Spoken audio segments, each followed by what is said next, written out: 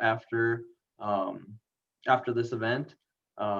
Keep your microphones off when you're not talking, but feel free to ask questions. Turn your mic on, turn your video on, ask questions in the chat as well. And then I'll give it over to Troy. This is Troy Vaughn from the University of Arizona, and he is the Director of Campus Recreation. Thank you, Logan. Appreciate it. Good morning, good afternoon to all of you. It's great seeing so many people and faces, and again, welcome. It's my honor and pleasure to certainly be here and to be a part of this and to assist in any way possible I can to make all of you better professionals. And so a part of that is we're going to talk a little bit about some things regarding the job search. And so many of you obviously are looking forward or in the process, or maybe a year or two away, or maybe you're even a young professional. And so there's some things that we have developed over several years of working through things like this that we feel can assist students or can assist young professionals to make them better as they approach the job search and as they approach into looking in some of those things. So Logan, who did the intro, is going to be operating our PowerPoint this morning. So again, 10 common or maybe even some not so common things that people tend to forget about when they do job searches. So let's go ahead and get this ball rolling, Logan, and let's go to slide 2. Very good. So a couple of things to think about with this. You know, whether this is your first job search or this is a job search that maybe your second one, or you did one for a GA and now you're looking to get into possibly as a new professional, or maybe even you're a student employee and you want to work in your campus recreation department, maybe at an upgraded position or a level. So you're excited and you're nervous and you're trying to figure out how you put all this together to benefit you and how it's going to make you feel better and look better as a professional. So again, for a lot of you, this is new territory. Some of you, again, are just looking for that first job. Some of you are not. So depending upon your situation, we think this can benefit you big time. Today's times are certainly different, aren't they? For the past 9 months, we've been dealing with COVID and the impacts that COVID has had. And even with interviews and the methodology that we as professionals or directors or associate directors or assistant directors or coordinators, the different kinds of technologies and things that we use are changing almost daily, it seems. And so we've had to work really, really hard in keeping up with that. And what I always tell people or young people that come to me and ask questions about is, first ask yourself, what do you want to do and where you want to do it? Because it really has an impact on your job search and knowing where you want to be and how you want to do it and those sorts of things. So that'll be a part of this discussion as well. Logan?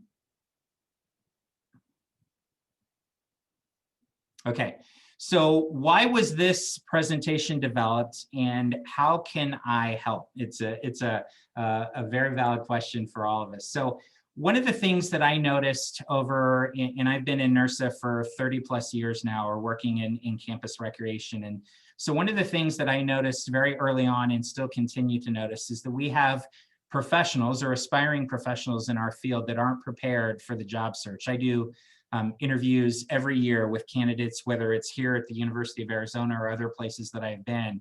And quite honestly, I've been appalled at some of the professionals or the lack of professionalism that we've seen with individuals coming in to interview with us. And so instead of not saying anything or doing anything, we've worked really hard, and there's been a group of us around the country that have worked really hard to try to create better professionalism for our young people. And so that's part of what this is. And the job search, as you see indicated there, is much more than just about the resume and the interview. A lot of the job search falls on you all to be the most prepared person that you can be, because understand in the job search, it's you against the world, essentially. So you're going up maybe against a fellow GA at your own institution, or you're going up against 35 other people for a graduate assistant position at Nebraska-Lincoln, or a job here in facilities at the University of Arizona. And it's the little things that make you stand out and make you prepared that really stand out in the eyes of selection committees and hiring committees. So again, we've done this for a long time. We have lots of experiences in doing it. But the one thing that I want to tell all of you that are listening and watching this morning is get many opinions. My opinion is based somewhat on some research that we've done, but a lot of the opinion is just 30 years of experience. And so one of the things that I tell you, I may not always be right. I kind of know what I like and what I like to do, but I want to ensure you that you get every opinion that you can from professionals out in the field. If you find somebody that you like, become a mentee with them and have them guide you through those processes. I think that's incredibly, incredibly important moving forward. Okay, Logan? So let's get started. All right. So here, in no particular order of importance or priority, here are the 10 most common mistakes that we see when job searching in campus recreation. So number one, common mistake number one is a lack of research. So what I mentioned earlier is kind of knowing the direction that you want to go to and where you want to go. So there's tons of things you can do now because we have this thing called the internet, and you can research not only people, you can research places, you can research the campus, you can research the community itself, the racial makeup of the community, the culture of the community, the culture of campus. So many times we're sitting in an interview and I ask the question, tell us a little bit about the diversity or the diversity of what we have here. And they can't tell me what our racial breakdown is. And should you know that? Yeah, in my opinion, you should. And all of that information is online within a university's website, within a company's website. It doesn't even have to be campus recreation. That's up to you. That's up to you to have that information prior to walking in. So it's not just about recreation questions. This is so much different now, and the times are so different. You're going to get all sorts of questions not even related to recreation. You lack information about the actual job you've applied for. I can't tell you how many times I've done Skype interviews or now Zoom interviews or whatever it is, or we brought people to campus and they really don't have any idea about the job that they've applied for, or they mix up jobs. They've applied to so many jobs, and I've seen this on several occasions. They're mixing up a position at Arizona State has posted with a position that I have here at U of A. That's a mortal sin, and you can't do that. So if we go down that road or we hear that, you're going to be kind of removed very, very quickly. So one of the things that I love to do, and Kate, who's our Region 5 student leader, knows this quite well. Kate was a student at Southern Illinois University where I was a director prior to coming here. And I've told this story several times. I was a candidate for the director's job there. And on a Saturday afternoon, I went and visited the campus, and I walked into that facility as an anonymous person, and I said, hey, I'd just like to walk around. I've never been here. I lied, sort of, a little white lie. I've never been here, and I'd like to walk around. And I took the next 2 hours and I walked through the entire facility. I talked to student employees, and it was a Saturday, so there were no professional staff people there. Nobody knew me. Nobody knew who I was. Nobody knew that I was a candidate. So one of the recommendations, if you can afford it, and I know it's expensive, and if you can afford it, and if you have the courage to do this, is anonymously go and visit the facility. They're never going to know you're there, and you can walk in and you can get a really good feel. It's a lot different than feeling it, smelling it, tasting it, talking to people than it is from just looking it up on a page. And I know for a lot of you young folks, you don't have the financial means to be able to do something, but if you are interviewing close and you can drive over in a day or you can do something like that, I would highly recommend it because it's such a positive thing that you can do. And find out about the people who you work with. Talk, snoop, call colleagues, call friends. Googling people is always an awesome thing to do. And sometimes though it can be, you can get some negative information about people on Google. So you have to be careful on what you do. But one of the things, and I'll just use myself as an example as the person leading the presentation is somebody that would come here and want to work at the University of Arizona. I would hope that they would Google me, or they would understand where I've been, or the experiences that I've had, or even the experiences of the person that's going to be your direct supervisor. So it's not just, again, about the interview. It's not about those recreation-based questions. It's not about the resume. It's about everything in general, and that's why research is so important. So common mistake number one, a lack of research about the position and the place that you're going. Okay, Logan, number two. Excellent. So number two is an underdeveloped bad resume or a really, really lousy letter of application. And so As somebody who has spent many years looking over resumes, and there's an excellent presentation I saw that you all on the committee are doing, and I think it's tomorrow, if I'm not mistaken, on resume development. I would, even if you think your resume is perfect, I would go to that presentation and I would learn as much as you can about this. So having an unorganized resume, it's either too short, it's too choppy. And I always tell people, tell us what you do or tell us what you did, and be very specific about that.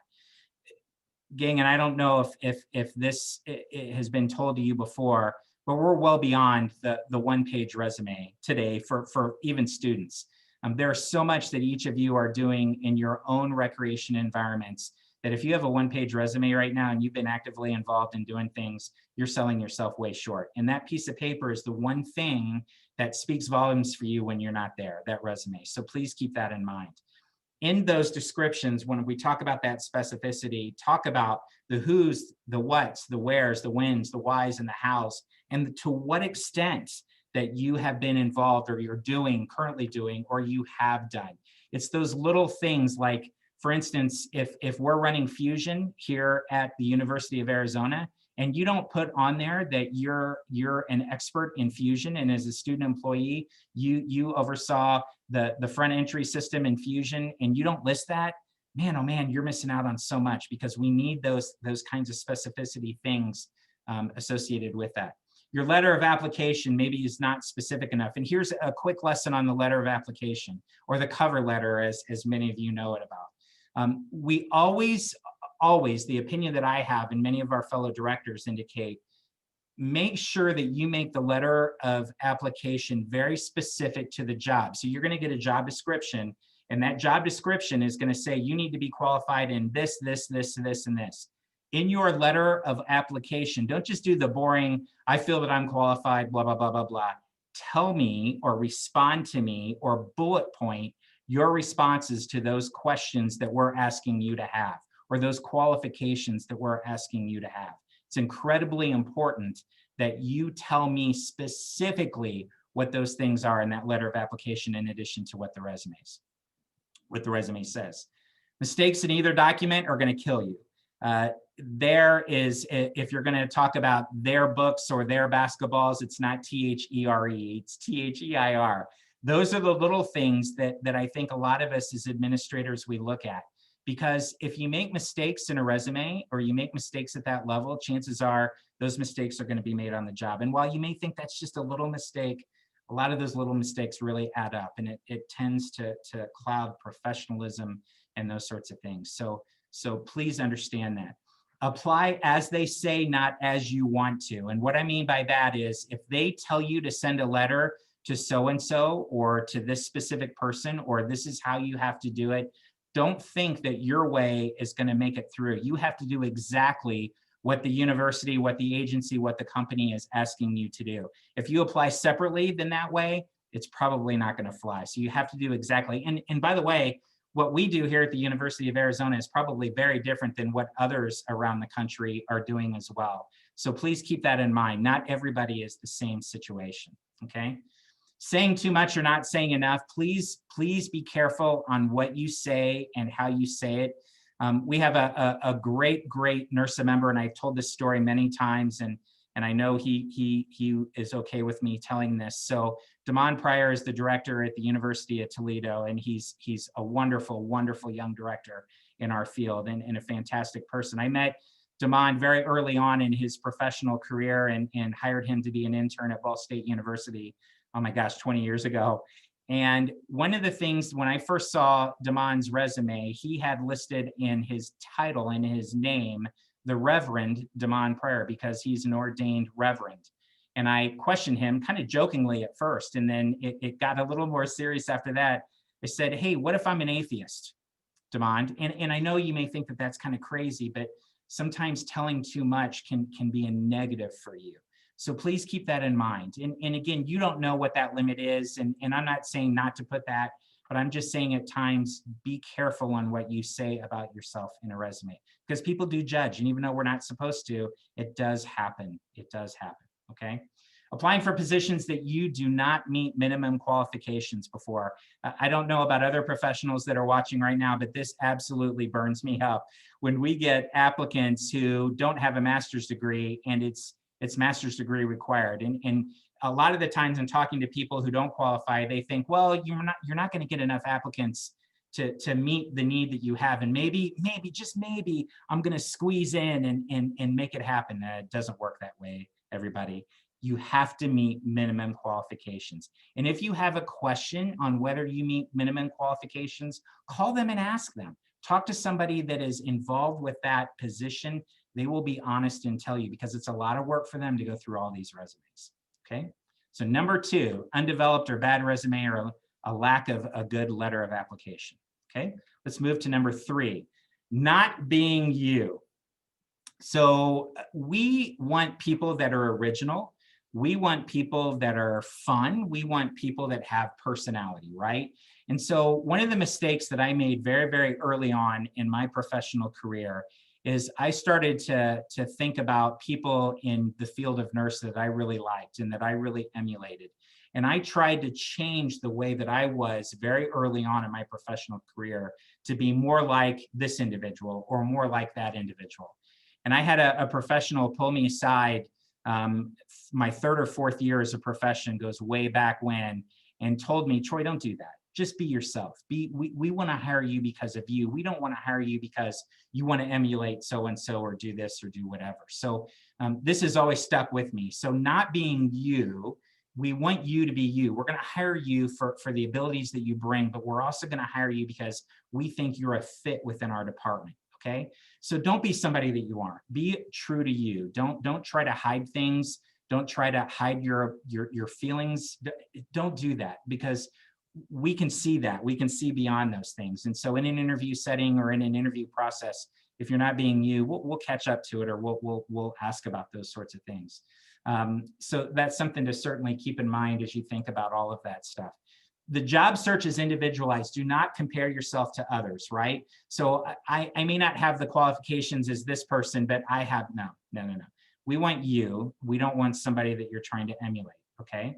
So we're to try to base everything on what makes you, your style, what makes you stand out from the others. So a great lesson with this is, and I'm gonna go back to a resume question. I did a mock interview this morning, the second one I've done, from a grad assistant at the University of Albany. And I met him through NERSA, and we've become friends. And so I've mock interviewed him on several different occasions. And the one thing I've worked with him on 2 or 3 times that we've done this is, the first question that you're going to get in an interview is, tell me a little bit about yourself, right? So you can rehash and vomit all the things that are in your resume that we already know that's sitting in front of that resume, right? We know that you're a grad assistant at North Dakota State, Logan, or we know of all these different things. Why in the heck would I want to have you regurgitate every single thing that's on that resume? You already know that stuff, and my team or my interview committee is going to ask you all those questions. Tell me some things that aren't on your resume. Be creative. Do you have some cool hobbies? Do you have a professional team that you like? Tell something about some of the research that you found about the people that are involved in interviewing you. Those are the kind of the cool things that stand out. And remember, your job as the candidate is to stand out of the crowd. It's not to be like everybody else. It's to stand out of the crowd and be a little bit different, okay? So again, work to make you stand out from the crowd, all right? And again, we talked about that tell us about yourself analogy there at the bottom. So again, mistake number 3, not being you, you trying to be somebody that you're just not prepared to be or not comfortable to be, okay? So moving on here to number 4. So number 4, utilizing and understanding technology. So many situations that we have right now in interviews, when you go on campus to interview, you're going to be asked to develop and give a presentation over a certain topic. So we do that here at the University of Arizona. We did that when I was the director at SIU. And we do that for a couple of reasons, because we want to see your presentation abilities, but we want to see how creative you are. And again, from research that we did 3 or 4 years ago, about half of the universities around the country will do this. They'll ask for a candidate to give a presentation. And then usually we ask all sorts of people from on campus or within the department to come and be a part of that presentation. And so we're judging you because of that presentation. That presentation needs to be a knockout presentation piece. I did a presentation for a job, and again, this is me sharing my goof ups too, right? I did a presentation piece for a job at a Big Ten institution several years ago, and I was interviewing to be the director there, and my presentation links that were movie clips that were embedded in that didn't work. And I looked like an idiot in front of everybody that were standing in this room. And I was apologetic. And come to find out, it was my own fault. I didn't embed the videos correctly. And I had checked and double checked and triple checked, and it just didn't work. So make sure that your presentation piece is perfect. Make sure that you show your presentation piece, if you're asked to do one, to somebody that can assist you and help you and critique you. Somebody that's not going to say, hey, this is the greatest thing in the world. Somebody that's going to tell you, I would change that. Or can you make this a little bit better? Somebody to give you some positive criticism. Okay. So again, how you apply the resume sent online. So a company or a university is going to tell you how to apply. So if they want you to go online and click on this link and apply on this link, you have to go online, click on that link, and apply through that link. Sending the resume in addition to that in paper form to the director is not the answer to do that, because that's not going to be an eligible way for you to apply. So you have to understand and do exactly what that university or what that setting is asking you to do. The virtual times that we live in, and because COVID, and we're going to talk more about COVID here in a minute and the impacts that it has in all of these areas, COVID has made a significant impact in how we're doing this. I mean, look at this. We're doing a virtual Zoom conference, and it's gone incredibly well in day 2, and excited to do this. But it's the next best thing for us all being there and being active and being around each other. Great little lesson that I was told by another director too. And this is when Skype interviews were very popular, and they've kind of now subsided. But I had a director, and this goes back about 7 or 8 years now. A director told me the greatest thing that he ever did in a Skype interview, or it's even valid for a Zoom interview like this, is the very first question he had the candidate, he wanted the candidate to stand up. And you would think, why in the heck would you want a candidate to stand up in a Skype interview? He wanted to make sure that that candidate had dress pants on, and that candidate just didn't have a tie and a shirt on, but had shorts on underneath. And here was his rationale, and it was the greatest thing I've ever heard, greatest piece of advice that I ever heard about this. He said, you know, if a kid, and this was his analogy, if a kid is going to have shorts on in an interview, then if he's, and forgive my English in this, if he's going to half-ass the interview like that, what's he going to do in the job when he gets on campus and in that position? Is he going to do the same kind of lack of things in that? So something to remember, that you never know what is going to be asked of you, whether you have to stand up or those kinds of things. But I've seen variations of that happen throughout as well. Your capabilities within your resume, the programs that you want run, the things that you're familiar with, understanding that it's incredibly important for you to add in your technology experiences or the programs that you can run or the things that you have developed within your resume. So many times in our resumes, we do not put the fact that we can run Fusion, or that you run RetTrack, or that you run CSI software, or that you develop a rental center program through your software. Those things are incredibly, incredibly important, because you never know what's going to be that one thing that appeals to us as the folks that are interviewing you. Proficient in aspects that can help you. And again, having and ensuring that you're professionally represented in all of these things. So I have a couple of those things like Skype and Zoom and Blue Jeans, which is not a common, but has been used in the past out there. So just make sure that you're professionally represented in all those, your username, everything associated with that is professional as you can possibly make it. So number 4 is not really having an understanding on how technology can really help you in today's society. Almost halfway home here, team. Number 5, common mistakes that we see is a really, really lousy interview, okay? And so what do we mean by lousy interview per se? So again, we've talked about research being the biggest key, and I cannot stress enough you preparing yourself. And if for every interview that you do, you should be able to practice that interview. I see so many times when I do mock interviews with a number of students every year, I see so many times when they've done no preparation for that interview, or they've not practiced. You know, it's simple.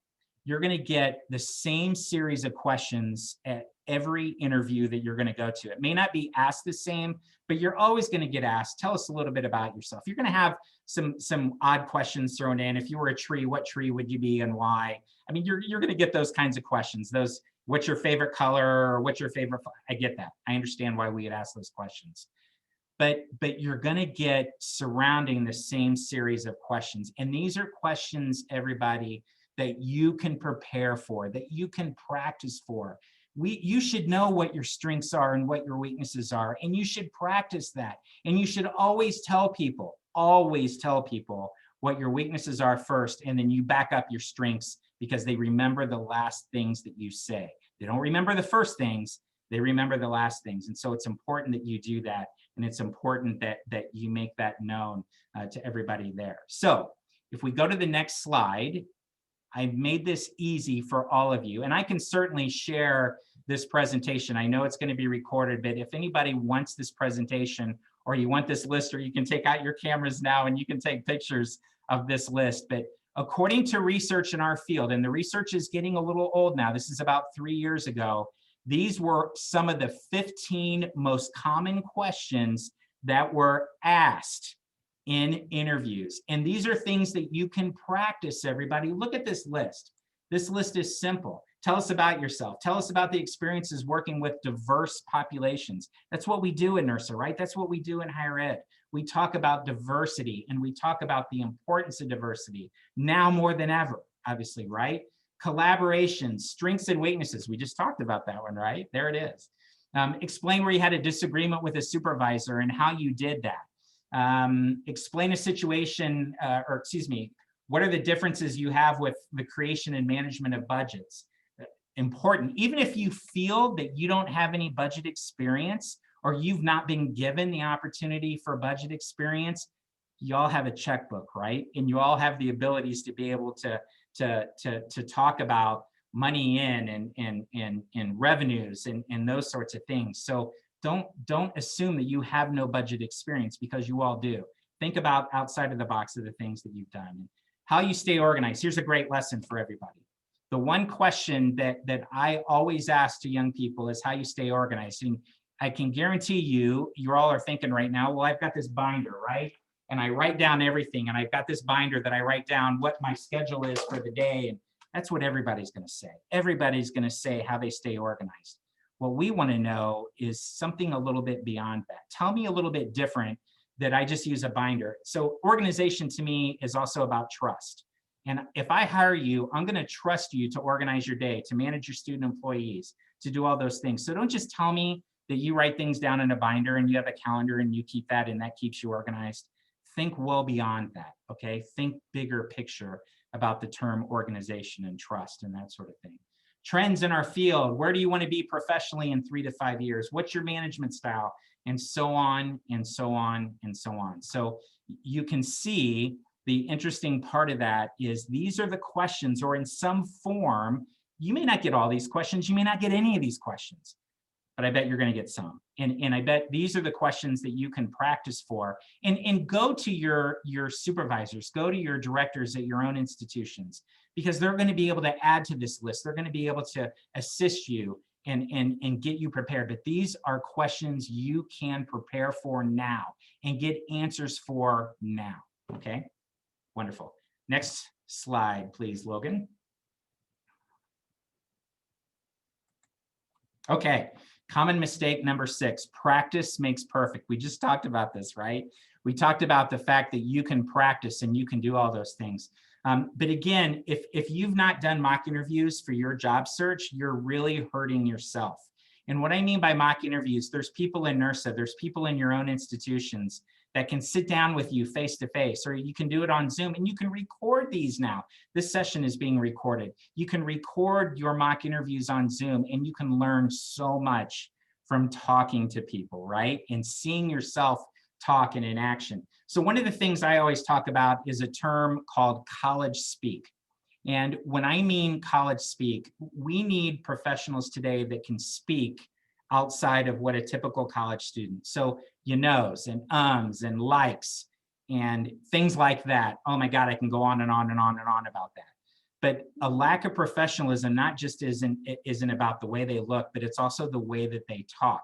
And mock interviews can really help that.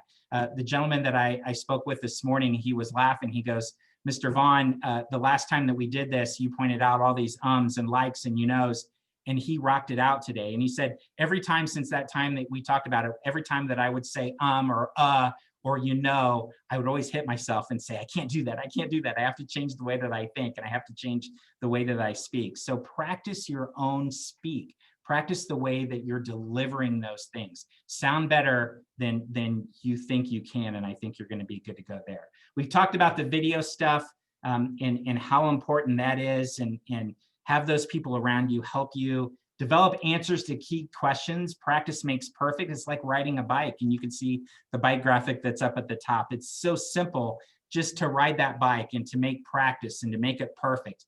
And part of these interview questions that you're going to get, you can practice these. And again, what I like is going to be different than what others like too. So it's very practical to get all these different opinions, not only my opinion, but Vicky's opinion or others that are watching today or others in your own staffs. And look for creativity in answers, something that makes you stand out. I love when people give me answers and they talk about certain scenarios or certain things that they've done or they are doing that was involved in their position. So for example, if I ask a question about a diversity area and I said, hey, Bill, give me an example of something you did for a diverse group on your campus. What I love is somebody taking that and talking very specifically about that answer and telling me, this is exactly what I did. This is how I advertised for it. This is what I did. This is how I did.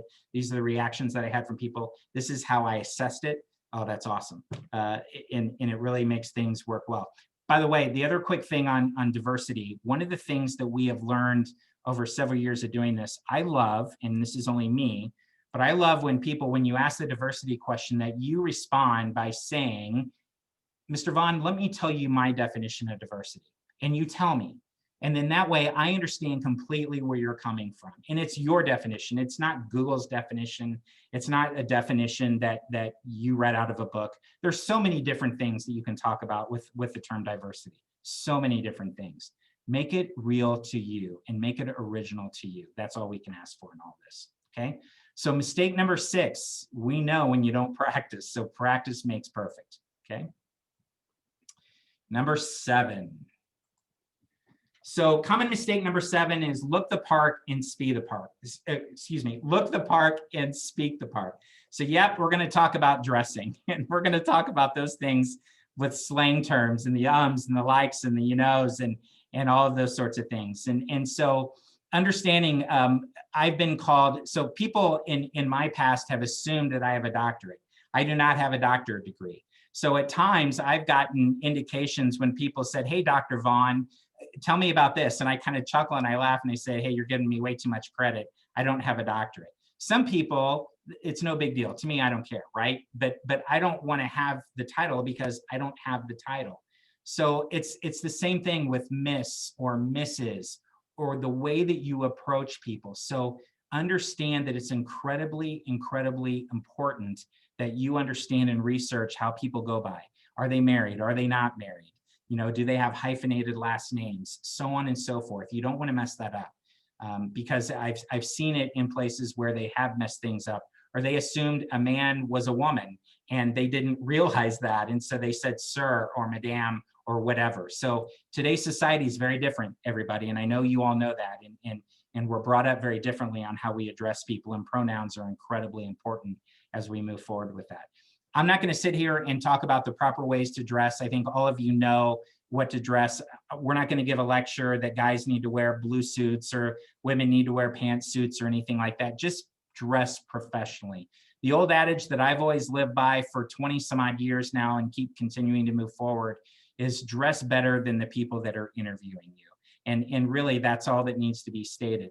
If you wear a collared shirt to an interview, a polo shirt to an interview, you're not dressed well enough, in my opinion. So dress to impress, essentially, is what we do and what we say. And guys and ladies too, something to keep in mind. Styles have changed constantly over the years.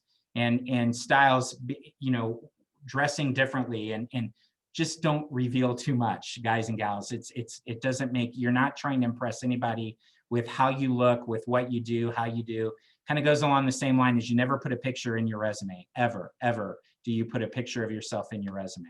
Okay, we've talked about the college speak and the student speak and how negative that can look at you and all of that. Learning to talk properly, one of the things I want to go back and I want to mention too is make sure that you properly record yourself.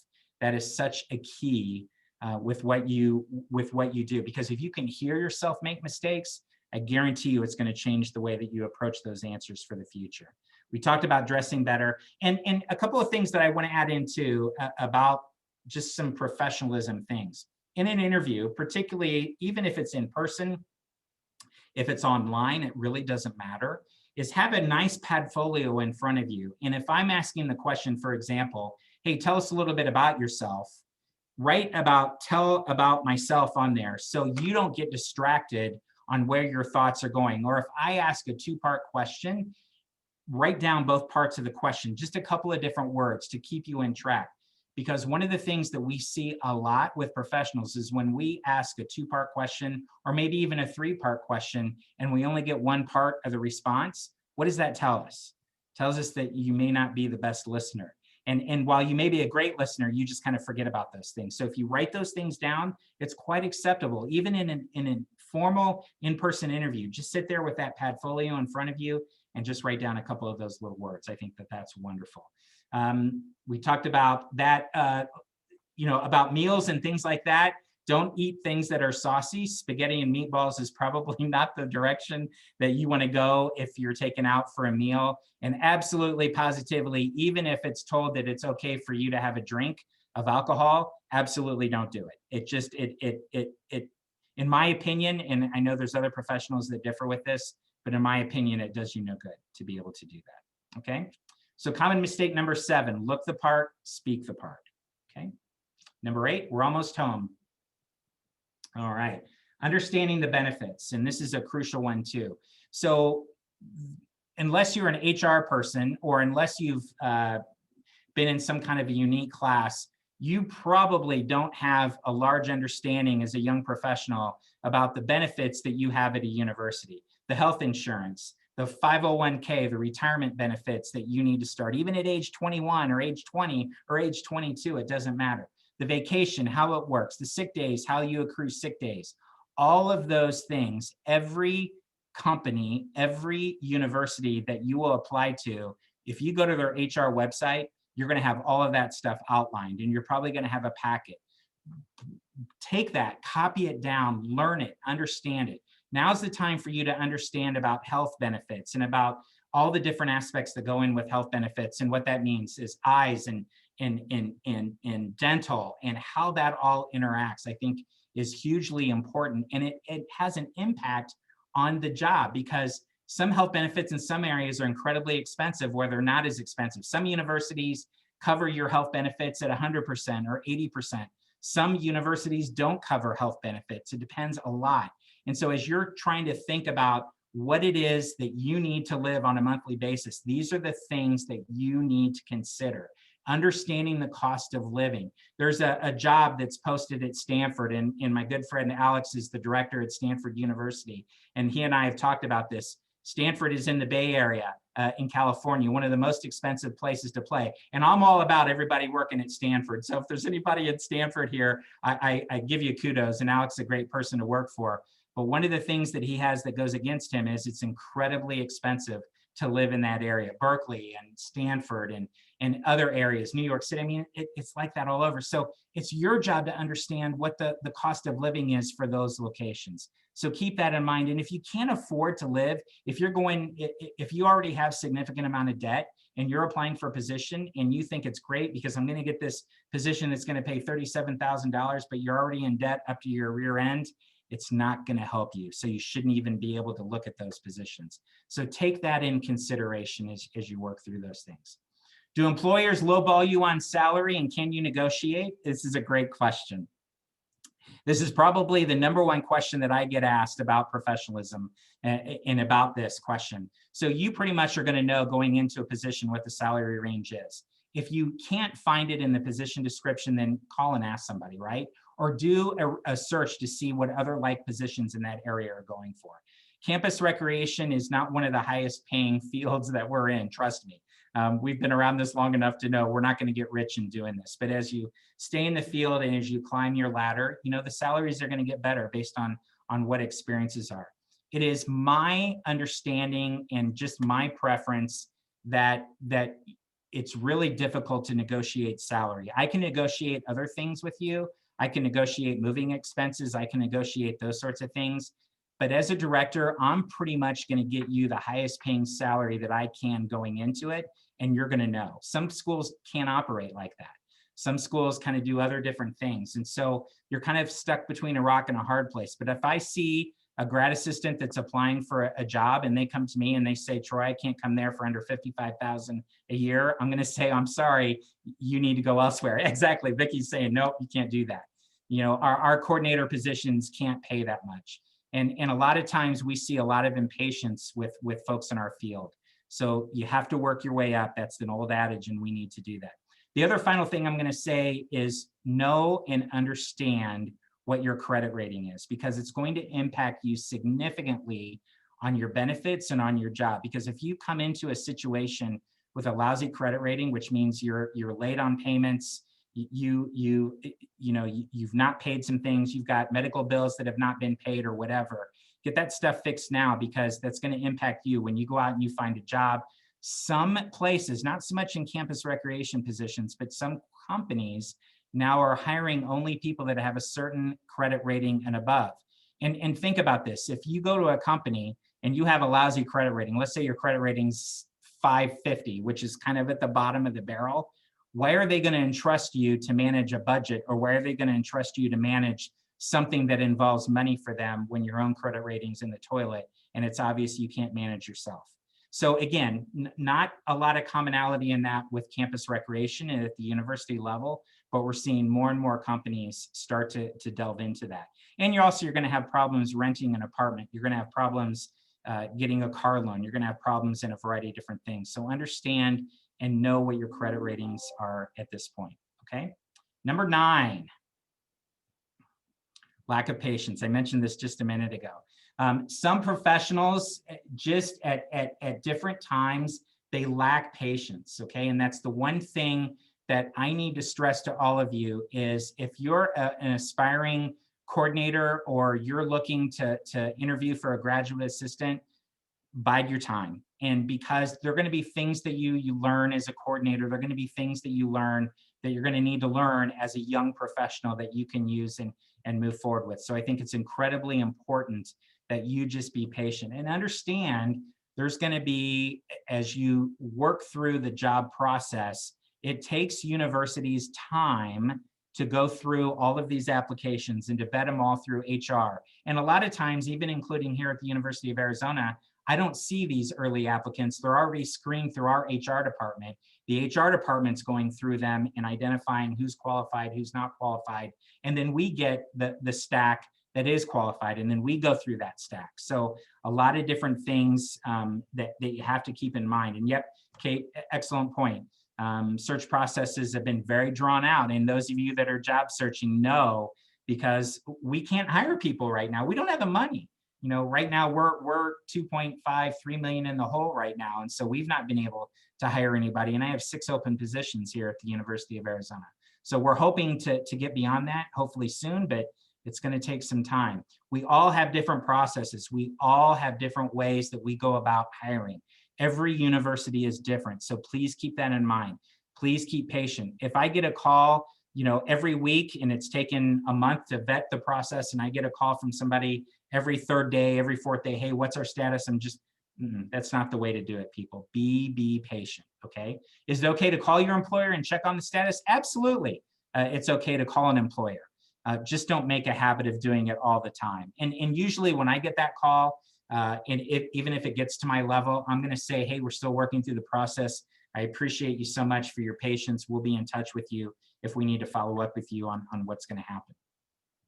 One of the final things I want to make sure that I tell you about this is anything that anybody does for you, for any interview, for anything, is follow up with a written thank you card. Don't send an email. Don't make phone calls. Send a written thank you card. That is a style that is so far gone today.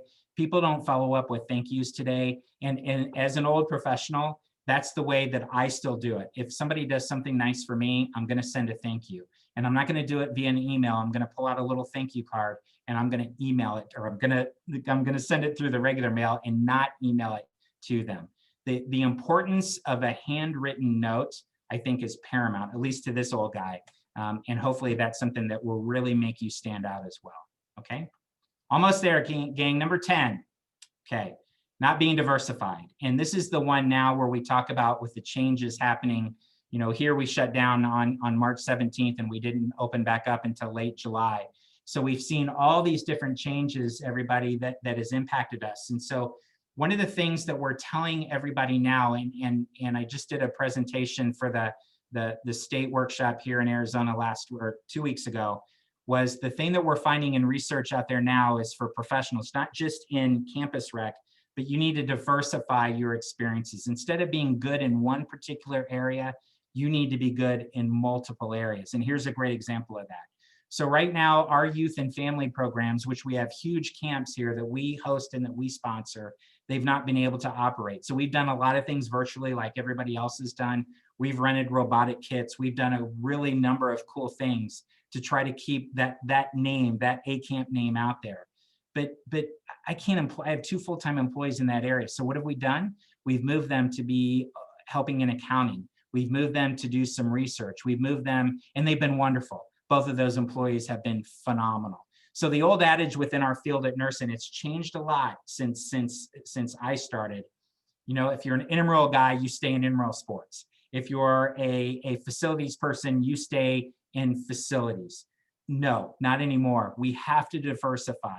So if you're an aquatics person and aquatics is the only thing that you know, I implore you to get out and be knowledgeable in other areas. As much information that you can take on at this time, it's incredibly important, because I can't just hire somebody that specializes in one area. Even though my position may be in facilities that we're going to have open, the person that I'm going to look at is going to come to me with programming experience, with facilities experience, with aquatic experience, all of those things combined. They're going to be much higher on the totem pole than just somebody that specializes in one specific field. A couple of other things. I love the word adaptability, and that's something that we have to keep in mind today as well. That's a key word, hopefully post-COVID, hopefully soon post-COVID, is adaptability.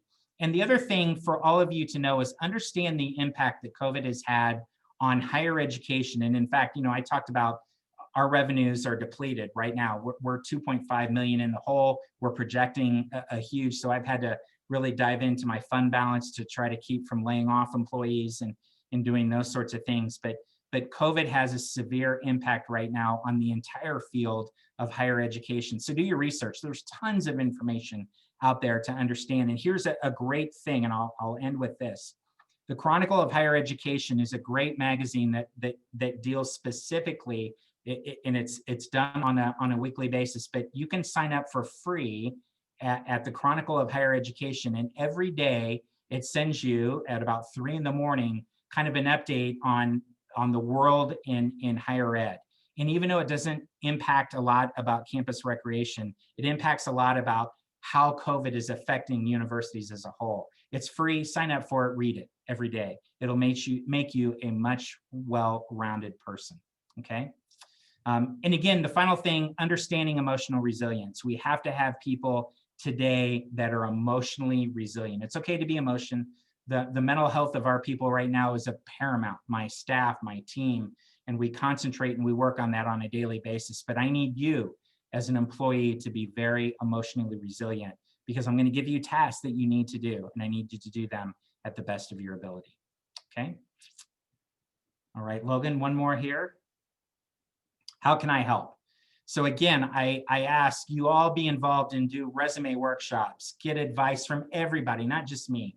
Do critiques, do your mock interviews, find a mentor that can help you, but not just somebody that's going to agree with you, somebody that's going to challenge you, somebody that's going to disagree with you, somebody that's going to make you better, because nobody's going to make you better if they agree with you 100% of the time.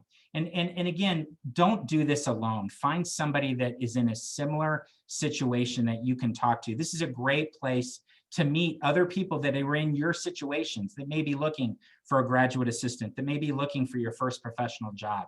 Use this as a link to help you, because having a buddy or having a person that you can kind of work with and go through is essential. My information is listed there. Take a picture of that. I can send you this PowerPoint. I'd be happy to email it to you. No worries at all. My email address is troyvaughn@arizona.edu. That is my direct office line. You do not hesitate to call on me if I can help you or assist you in any way possible, okay? I know there were a ton of questions during it. I wanted to get through, and I don't know if we have time to answer all the questions, Logan, but, and I see some of those are in the chat right now. Let me look through here. Do I have a minute to address these? Okay, thanks, Kate. I had a coworker who walked out of every interview he did and immediately wrote down the questions he was asked. Absolutely. I think that's very valid. Again, you're going to get so many different questions asked in so many different ways, even beyond the 15 that I was talking about. So make sure that you keep perspective on all of that and practice even the 15 questions, practice other questions. It doesn't hurt you certainly at all. Is there a way that we can find research or to dig deeper that you keep referencing? So a couple of the things that I referenced from all of this were surveys that I did several years ago. I'd be happy to send that out, Liz, to you. It's changed though. It's a little older research, and I've not had the time to go in and review it and get it updated, but I can certainly send out some things that I've developed over time. But right now, the COVID research that we're seeing and the things that we're developing about what kind of employee that we need post-COVID, that research is out there every single day. And again, I would also use that Chronicle, the Chronicle of Higher Education, that sign up for that free, I think they call it a Chronicle Minute or whatever it is, but it's incredible, the things that I've learned in just reading that on a daily basis, okay? I've seen quite a few jobs on Bluefish that don't list salary. Would it be appropriate to contact HR about the salary and benefits prior to applying? Absolutely. It is acceptable for you to reach out. If there's a contact with the job itself or some way, absolutely you can do that. If you don't have a contact, reach out to that HR department and ask. If you can't get the answers from HR, call somebody that is in the screening committee or the selection committee. Call somebody in that department that is hiring and see if they can give you that listing. That's quite acceptable to do, okay? Any other questions at this point that I can help answer? And if so, go ahead and unmute yourself and I'll be happy to answer them in the minute or two that we have left here. Okay, no worries at all. I want to say thank you to everybody. Hopefully the intention of this was just to help you a little bit, to get you to think a little bit. Again, you don't have to agree with every single thing that I say, but do consider some of the things that we talked about. You don't have to consider all of them. I'm happy to send the PowerPoint. I know it's kind of a tricky thing here. I know the committee has the PowerPoint. So Kate, I don't know if you have the ability to send it out to everybody that's in the session or not, or even if they want it. So, you know, I can certainly send it out if you are requested from me either way. Okay. Wonderful. Everybody continue to be safe out there. And I'm appreciative to all of you. Thank you so much. And I know my good friend Vicky is going to be presenting here next. So I would ask that you all stay online with her. Her presentation is certainly outstanding. Thank you, everybody. I appreciate you so much. Continued safe and Happy New Year to everybody here in a few weeks. Thank you, Troy. Thanks for taking time out of your day to present to everybody. You're very welcome. Thank you.